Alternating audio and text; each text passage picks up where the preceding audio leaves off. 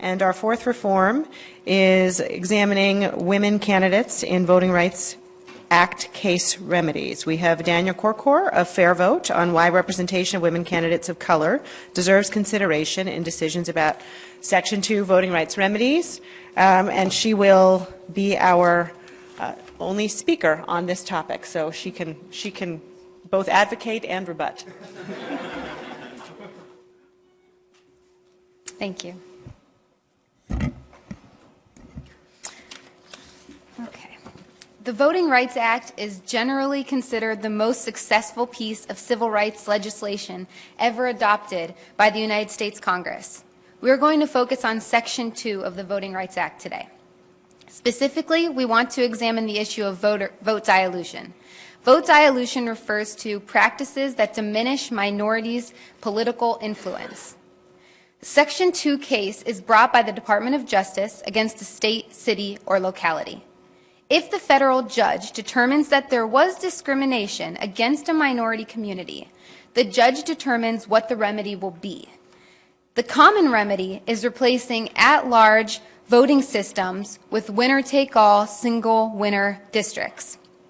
Our reform idea expressed in my paper recommends that when judges are remedying voting systems that violate Section 2 by discriminating against minority communities, they should preference remedies that not only cure the discrimination, but also promote representation of female candidates. This is certainly a new but important idea. First, having more women in office has an important value for a community, and especially for female members of protected classes. 2, female candidates are significantly more likely to win in multi-winner elections. 3, traditional voting rights remedies have overwhelmingly required replacing multi-winner elections with single-winner elections. And 4, fair representation voting methods are often effective voting rights remedies. It would maintain a multi-winner structure that, on average, will be better for female candidates. So currently, Section 2 cannot be brought on behalf of women as a class.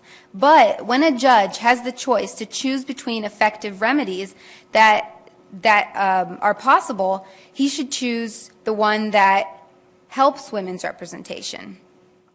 Women's representation provides female constituents with an important opportunity to talk with a woman representative about their concerns, promoting more engagement between constituents and their elected officials.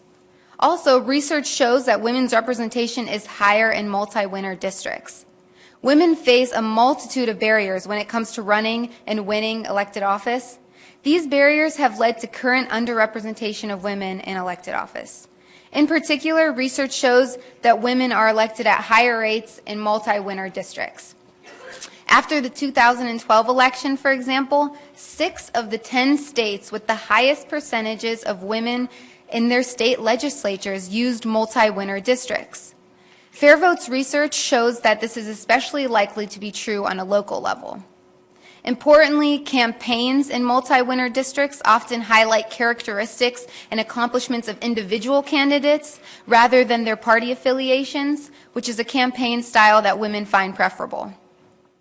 There are effects on female representation in moving away from these multi-winner districts.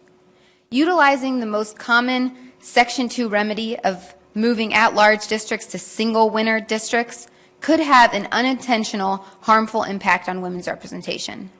Several examples indicate that moving from multi to single winner districts harm women.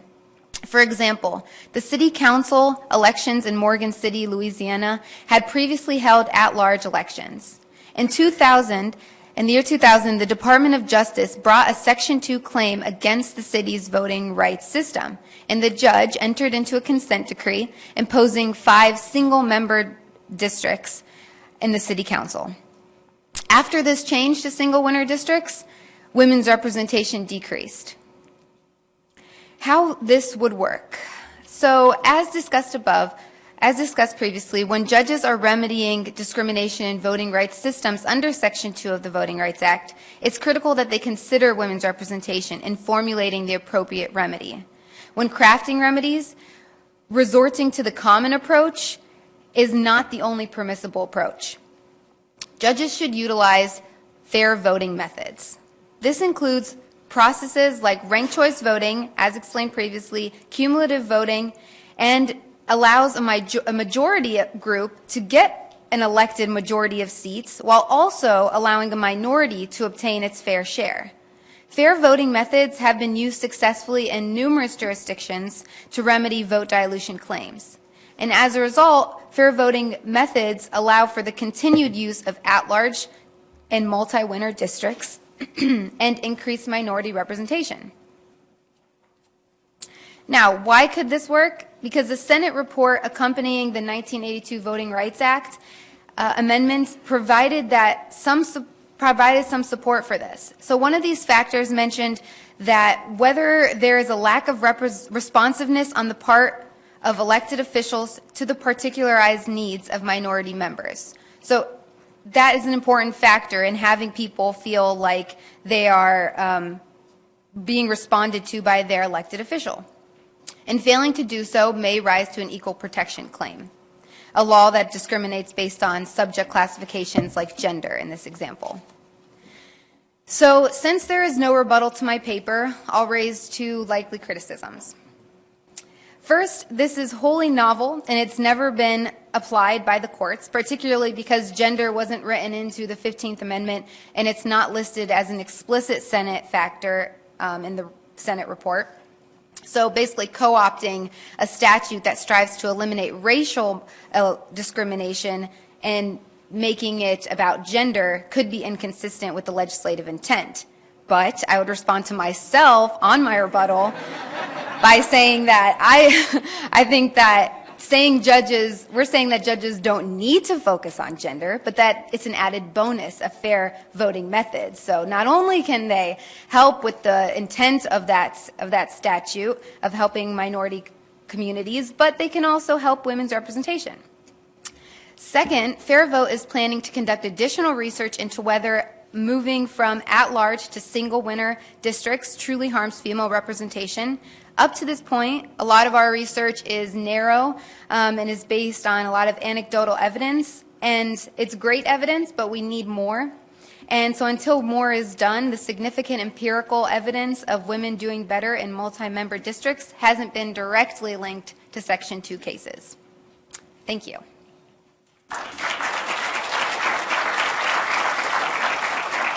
Thank you. That was excellent advocacy and an excellent rebuttal, self-rebuttal. So again, we will take an audience vote, and whether you're watching online or in the audience, go to democracyslam.com and click the polls and feedback tab and answer the question, should the representation of women candidates of color be considered in decisions regarding Section 2 voting rights remedies? And we have a short window to vote.